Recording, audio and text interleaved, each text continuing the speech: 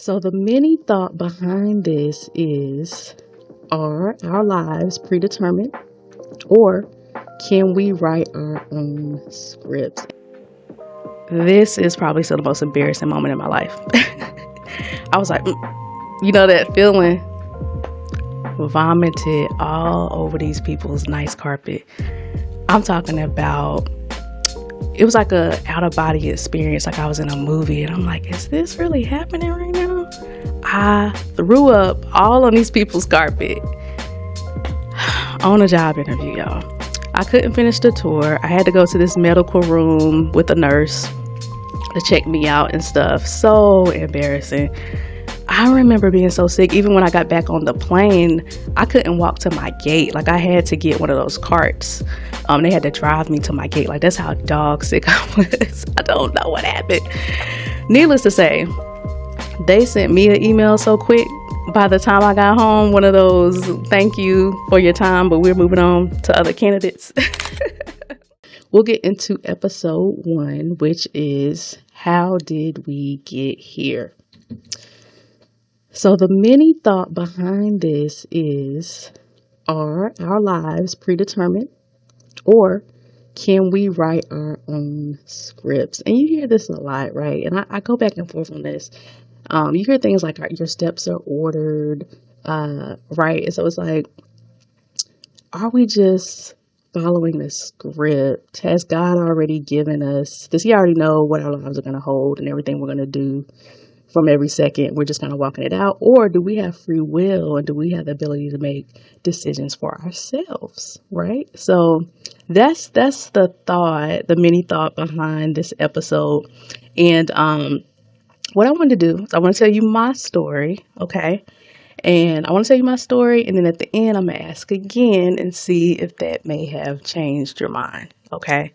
So I'm torn. I'm like right dead in the middle. So I wanted to tell you the story about how me and my husband met, okay? So I'm from North Carolina.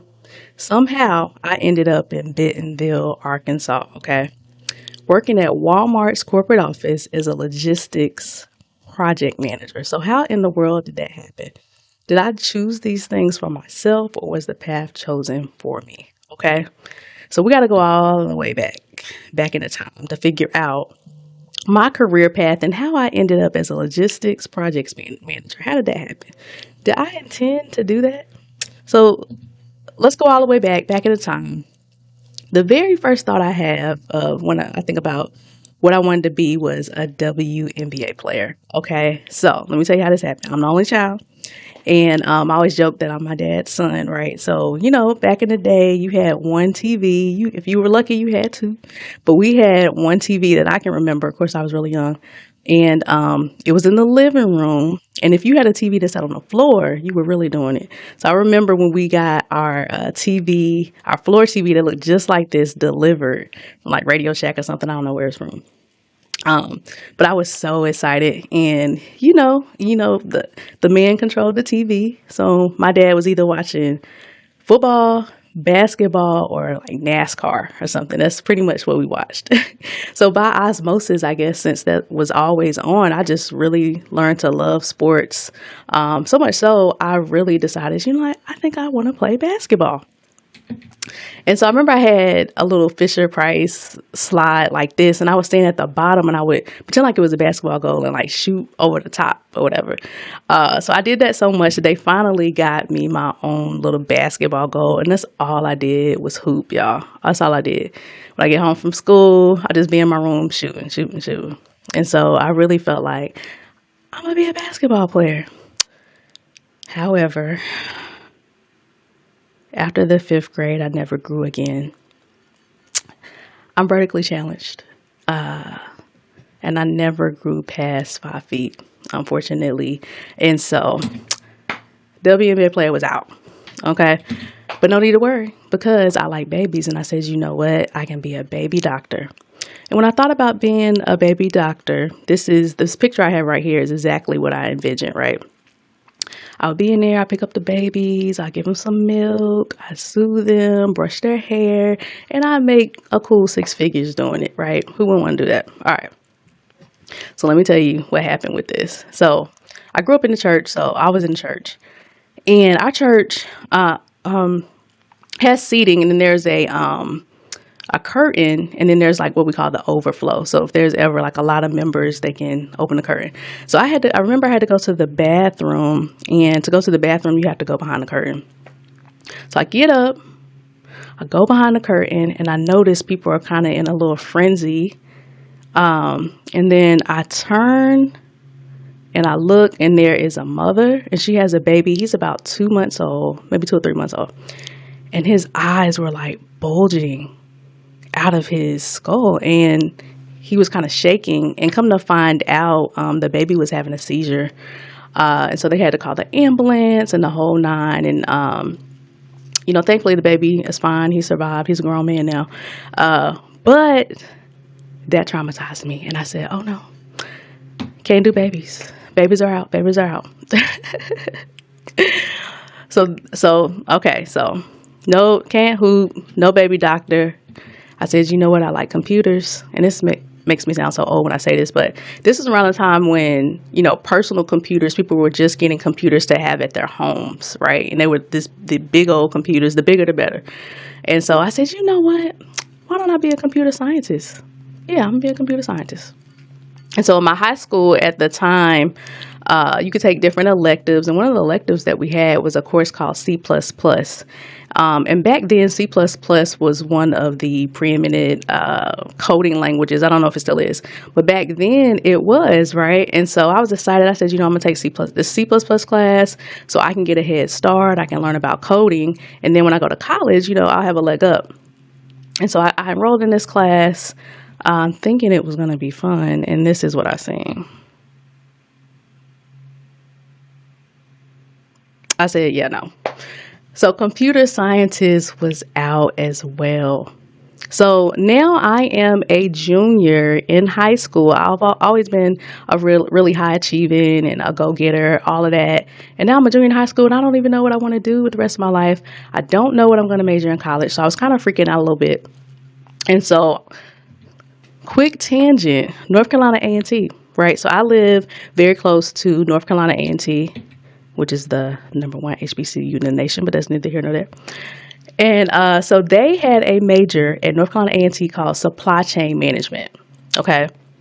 But back then, supply chain, it wasn't as big of a buzz around that as it is now. Okay. So because of that, the school kind of struggled to get people to get students to major in that. So, I mean, it probably was no more than 30 students. I'm talking about freshmen all the way up to seniors in that department. And so what the school decided to do is to create this thing called the Summer High School Transportation Institute. So the school says, you know what we can do? We need to recruit high school students somehow because nobody really knew what supply chain was. And so they decided to recruit local area sophomores and junior high school students. You would come for the summer. I think it was maybe a 6 to 8 week program. They give you $50 a week, which was a lot of money. And in hopes that and they would teach you all about transportation. In hopes that the students would graduate from high school, enroll in North Carolina A&T, and then major in supply chain. So it was like a feeder program, if you will. And so I think I found out about this from one of my peers at high school. I think she had been in the summer program the year before when she was a sophomore. So we were juniors now. And so I think I told my mom about it, like, hey, there's this high school program. So I was trying to figure out, is this something I could do over the summer? But I was like, transportation, that doesn't sound fun. I don't know if I want to do that. And then my mom was like, I mean, what else do you have to do this summer? And I was like, you know what, you're right. And so I decided to sign up for this program. But the problem was, I think the due date for the program was like 2 days out. So I had to scramble to get my resume, get my transcript. I had to get like 2 letters of recommendation. You had to write a letter, and it had to be turned in like Friday at 5 or something. So I remember I managed somehow to get all this stuff together, get it to my mom. We don't know, campuses are big, and it had to be in room 408B on the second floor, And so we scrambled, and we barely got that thing in there. I mean, it probably was like 3:30 on Friday. So anyway, I got accepted, and I really enjoyed the program. I initially just did it to have something to do and to get the $50 a week, to be truthful. But it was really a lot of fun. They taught us about the transit system. They taught us about rail. They showed us about warehousing. They would bring in keynote speakers every week. We got to travel all type of field trips. I remember we even went on like a 3 or 4 night overnight stay to Baltimore, and they showed us all about the ports and everything. And so I really enjoyed it. I really liked it. And I said, you know what? I think they got me. I think I will major in supply chain and transportation. So that is how I got that major. All right. So now I feel a little bit better. I go back to school. It's my senior year in high school. And I'm feeling a little bit better. I'm like, all right, I got my major. I know what I want to do. So next thing I got to figure out is where I want to go to school. Okay. And so the way I thought, this is not right, but this is how I thought back then. I just thought it was lame to go to your local area college. You know what I mean? I always wanted to go out of state. You know what I'm saying? Get some experience, get out there, live a little bit. So for me, like I said, I wanted to major in supply chain, so they got me there, but I was not sold on going to North Carolina A&T to major in it because it was like 15 minutes from my doorstep. And I was never going to A&T ever. You know what I'm saying? So for me, my first choice was Penn State and North Carolina State, a close second. And North Carolina State is about an hour and a half away, so it would do, you know. But my dream was to go to Penn State. Got accepted and everything, and at NC State. But the problem was, again, supply chain at that time, that wasn't a major that a lot of schools had. The closest I could get to it was civil engineering. And, you know, so I was really torn, like, man, I don't know what I want to do. And I remember there was one more school on the East Coast that had supply chain, which was Virginia Tech. So I applied there. I did get accepted there. But, and I'm not saying the city I live in is like this big city or anything, but I can't really do like the small town feel. And no shade to anybody who lives in Blacksburg, Virginia, but I was like, because we went to go visit the campus, and I just was like, I don't know. And me and my mom, we love shopping. And so I remember we went to their mall, and they didn't have a food court. And we was like, oh, nah, it's not going to work. And so, I narrowed it down to these 3. Again, North Carolina A&T had supply chain. The other 2 did not.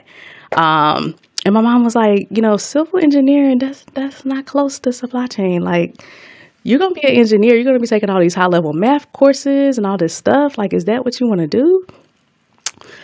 And I said, you know what? You're right.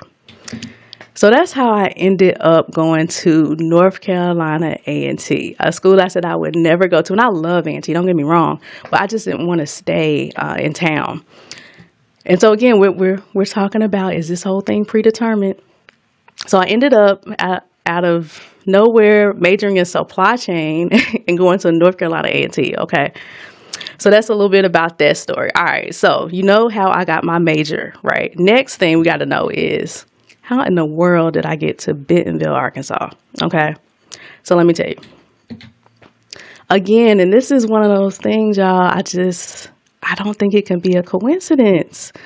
There's this man named Jeff Cease. He's the senior vice president of logistics at Sam's Club. So you can't get any higher than that unless you're the CEO, right? So he pretty much ran the logistics department at Sam's Club. And Sam's Club, Walmart, pretty much brothers and sisters, right? Essentially. And they're headquartered in Bentonville.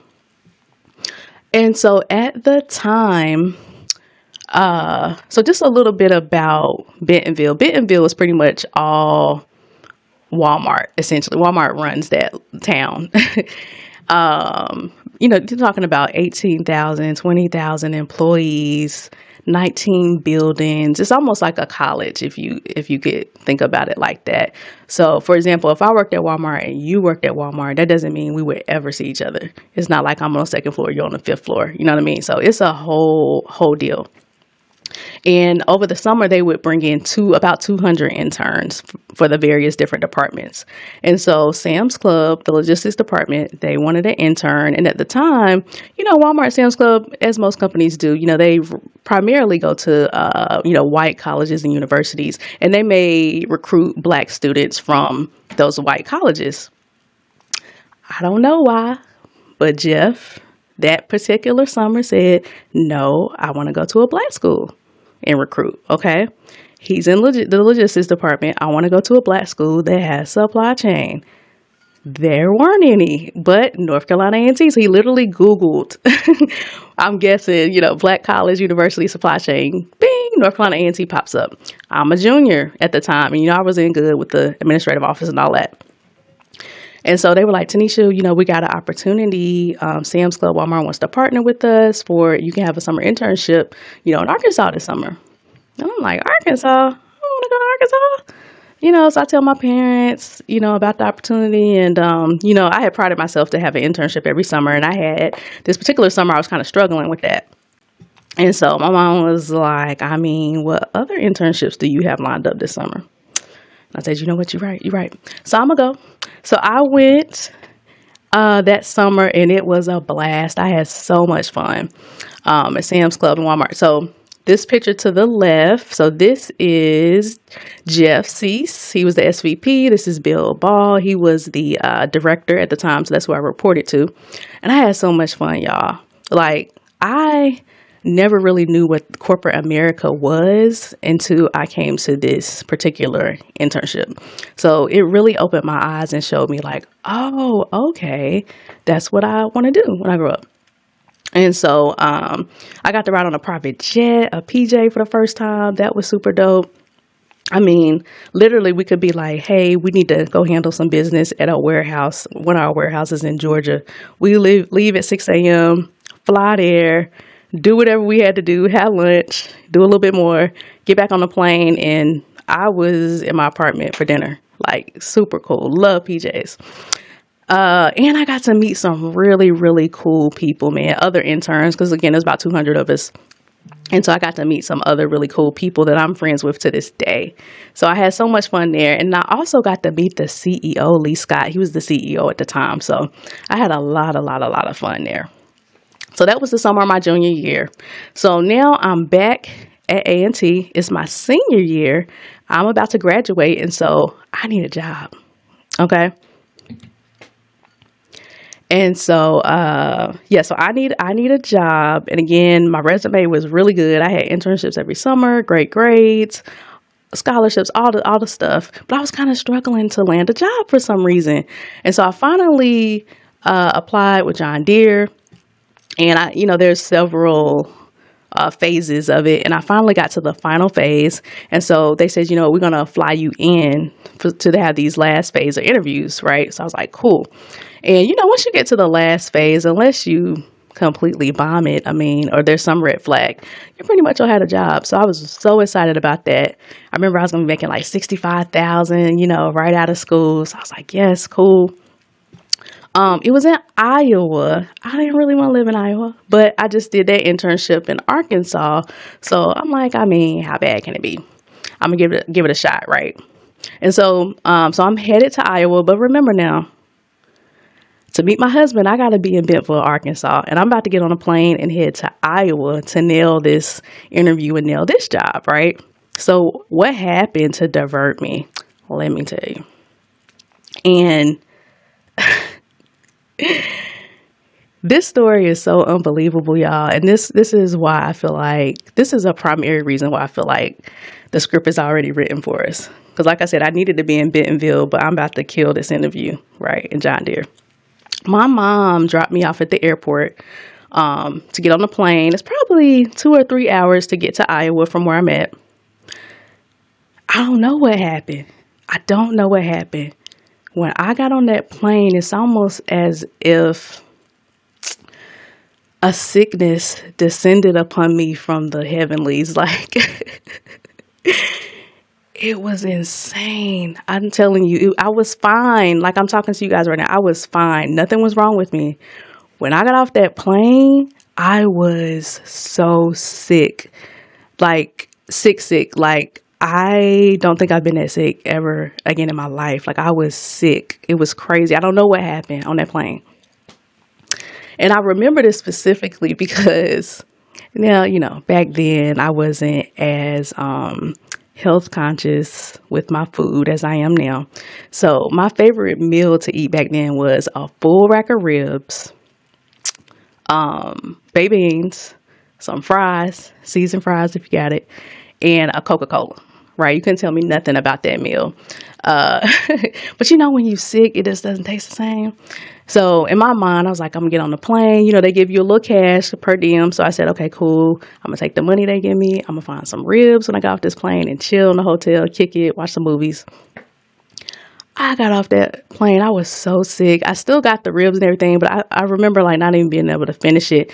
And I remember getting a water, and I didn't drink water like that back then. That's how sick I was. I was like, I can't even do the Coca-Cola because my throat was kind of hurting. So I just remember being so sick. I threw up multiple times that night. I couldn't sleep. So it was time for the next day for the interviews. And they flew me in and maybe 5 other students, but I think they were interviewing for other positions or whatever. But they kind of brought us in together. And back then, I also would deal with sometimes like asthma, bronchitis, or whatever. And sure enough, that was acting up too. That got triggered. So it's like I couldn't really breathe. I was uncomfortable. I wasn't feeling well. So I'm in the interview, and I remember even in the interview just having to be like, can I have a second? And having to go take my inhaler. And I'm just like, I know I blew this. I know they're looking at me like, girl, what? And so I was kind of bummed out, about that. But nonetheless, finished the interviews. Then they took us all to this building, beautiful building.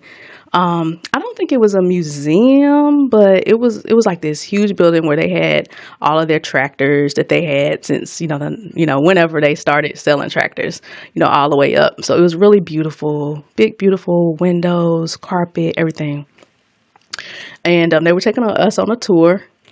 And this is probably still the most embarrassing moment in my life. I was like, that feeling, vomited all over these people's nice carpet. I'm talking about, it was like a out of body experience. Like I was in a movie, and I'm like, is this really happening right now? I threw up all on these people's carpet on a job interview, y'all. I couldn't finish the tour. I had to go to this medical room with a nurse to check me out and stuff. So embarrassing. I remember being so sick. Even when I got back on the plane, I couldn't walk to my gate. Like I had to get one of those carts. They had to drive me to my gate. Like that's how dog sick I was. I don't know what happened.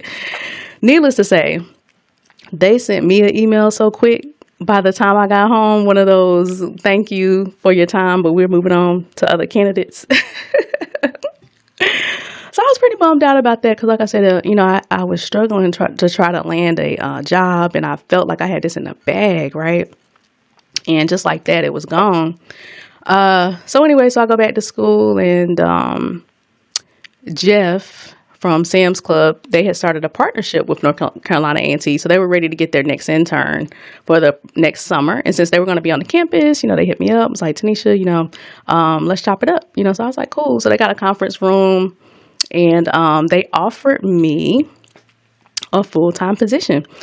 They told me I did a really good job the previous summer, so they wanted to bring me on full-time as a logistics project manager. And they just needed to know my answer by like the end of the month or whatever. And so I talked to my parents about it. And I really enjoyed Sam's Club Walmart. I had a great time. But I was like, dang, do I want to live in Bentonville, Arkansas though? Do I want to live there permanently? I don't know about that. And then my mom was like, well, what other jobs do you have? I said, you know what, you're right. I'm going to go. And so that's how I ended up in Bentonville, Arkansas. Okay. And this is important because if I didn't have that internship, I don't think there's any way I would have took a job in Bentonville, Arkansas. But because I had been there that summer prior, I knew the city, knew everything, knew the people, met me some friends and all that. I felt more comfortable accepting. So that internship was very instrumental in that. All right, so now I'm in Bentonville, Arkansas. My husband is in Bentonville, Arkansas. Okay. But that just because we're in the same place doesn't mean we were going to meet. So there had to be something to connect us. Okay. So let me tell you what that was. My love of sports was the thing that connected us. Okay. So I told you, growing up in the house, my dad, that's all we watched. And so I loved football. I loved basketball. Even still, sports is life in our house, right? It's so funny because I remember being in school. I probably was like 7 or 8, and we were playing Jeopardy. And I guess they had some cards they were reading from or whatever. And the topic was sports. And I remember them saying, like, who's the point guard for the Utah Jazz? I'm this little tiny 7-year-old girl. And I'm like, John Stockton. And everybody was like, what? How do you know that? So I'm really about this sports life for real. Like, I can talk any man under a table about NFL, NBA. That's all I do every day is listen to ESPN and sports talk radio. So, but anyway, the Steelers, that's my football team. And we had just won the Super Bowl that February. Okay. I graduated in May. Now it's August and NFL season is about to start back up. So, I'm back in town. A lot of my friends got hired as well. So I'm like, why don't we get up and watch the kickoff of the NFL season? So they're like, yeah, we'll have a party, chips and dip, pizza, and all that. Cool. And so, my friend Crystal, she also got hired full time. We were interns and she got hired. And she's like, well, I know this guy and he has a projector in his apartment. So that would be really cool. We could all go over there and watch. I'm like, oh, yeah, cool. So we all got together. We all had lunch to kind of set up everything. And that was the first time I kind of like met him officially. Like we shook hands, like, oh, hey, So that was cool. But the problem was he forgot that he was supposed to go visit his father who lives in the islands. And so we all went to lunch playing this thing. We get back to our desk, wherever we're working. And he sends this mass email like, I'm so sorry, y'all. I got the dates mixed up. That weekend I'm actually going to be out of the country. So he was like, man. But then he sent me an email on the side. And this is my interpretation because it was text, but this is my interpretation of how he was saying it. He sent me an email and it was like, but you can come over anytime. And I was like, what? And so I hit up Crystal and I'm like, yo, what is up with your boy? Like, and she's like, nah, he cool, super cool dude. I don't think it's like that. He probably just want to get to know you better. So I'm like, okay. So he was like, well, let me get your number. So, when I get back in town, we can link up. So I'm like, cool. So I sent him my number. And while he was, out of the country, we texted a little bit or whatever. And then we got back. He invited me over that next Sunday to watch the game. And I went over every Sunday. And the rest was history. So that is how we finally met. Okay. So let's take a step back. Let's recap of all the things that had to go perfect for us to meet, right? I had to find out about the Summer Transportation Institute because remember, I didn't know what I wanted to major in. All the things I wanted to major in had to go wrong, and I had to be so confused that I went to this Summer Transportation Institute and decided to major in supply chain. Out of all things in the world I could have majored in. I never was going to North Carolina A&T. Like I said, I thought that was super lame. I was not doing that. However, I had to have a major that was so obscure that only North Carolina A&T had so that I would go there. All right. Jeff, out of all the summers, all the years, this particular year, God placed it in his heart that, you know what? I want to go to a black college and get my intern from there. And so that's how he got me from North Carolina A&T. So I had to be at A&T because that was where he was going to go, right? I still don't know to this day. I never really asked him what made him do that. But thank God he did. So Jeff was a very pivotal piece in this. And then John Deere, I had to bombed the John Deere interview, I probably would have been in Iowa somewhere. So that was a very important piece as well. That mysterious sickness that came out of nowhere. Crazy. So I didn't get that job and I ended up in Arkansas. And then, I had to have this love for football and the Steelers, which is the final connection for us to actually meet. So I don't know, y'all. I feel like the path was written. But anyway, we met in 2009. We got engaged in 2012. And then we got married in 2013, that following year. And my girl, Crystal, who had the love connection, she was one of my bridesmaids. Then in 2018, we had our first son, and we take pictures every Christmas. This is 2019. This is 2020, which was COVID, remember? And so, at that time, you didn't really want to be in buildings with the windows closed and all of that. So we decided to do the photo shoot at our house. So this is actually at our house. This is a fake backdrop. You can tell because it's like wrinkled over here on the side. But yeah, so that was our COVID year. This was 2021. This is one of my personal favorites. And then this is Christmas 2022. We had our second son. We got married in 2013, so this is 2023. So this was our 10-year anniversary. So we did a little anniversary photo shoot, which was super cool too. And then this is the Christmas of 2023. And then this is our most recent one, our Christmas of 2024, and we had our third son. So this is how we got here, okay? So again, just wanted to bring this back up again. Are our lives predetermined, or can we write our own scripts?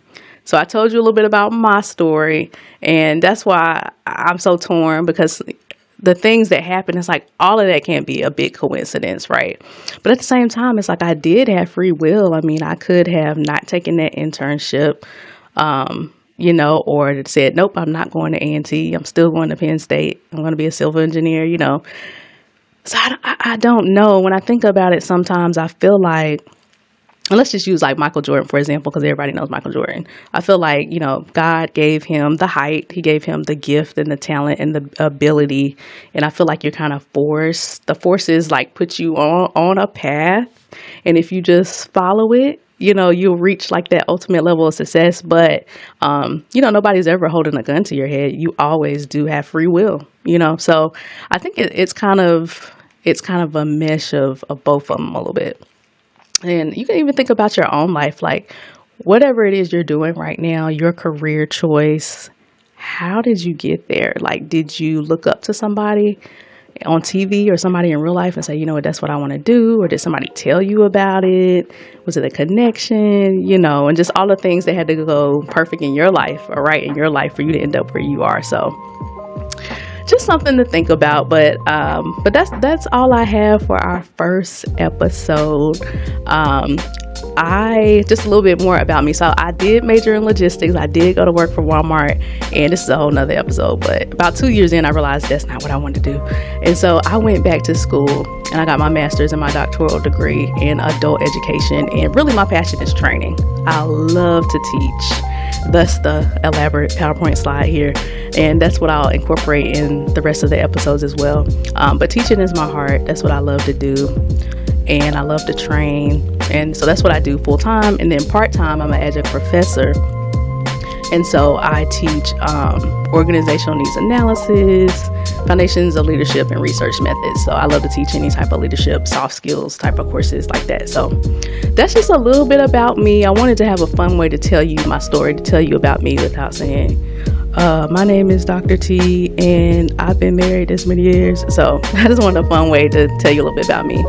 So that's what I'll be doing with the rest of the episodes as well. We'll have a mini thought. I'll share a story and we'll just share that together. So if you are still on now, thank you for watching this far. I appreciate it. And I will see you guys on episode 2. See ya.